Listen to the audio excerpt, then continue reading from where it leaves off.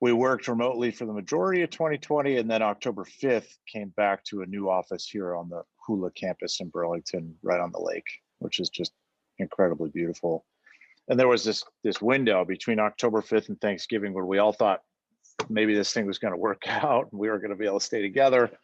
And we watched Canadian Thanksgiving kind of change things sort of as a forecast of what was to come here in the States. So originally we said, let's go home for the 2 weeks after Thanksgiving, right? So people would take their Thanksgiving break. 2 weeks later, we would reassess and say, maybe we'll be able to be together again.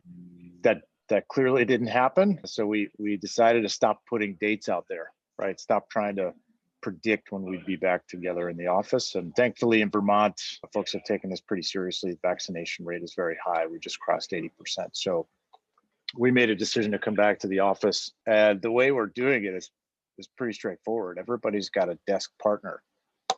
So we're not trying to increase, go back to sort of normal capacity. Think about it that way, where everybody's sitting next to somebody else. We'll just have essentially half the team, if they choose.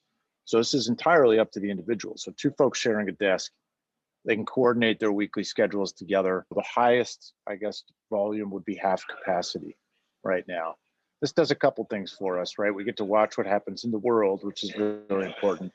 It gives individuals the flexibility to work from wherever, whenever they would like. So those 2 people could decide just to stay home.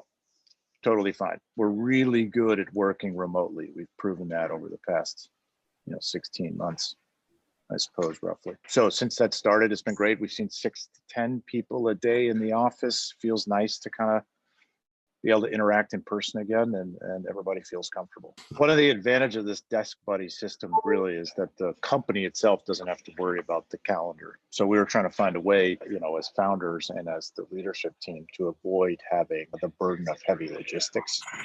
So folks being able to work together and set their own schedules seems ideal.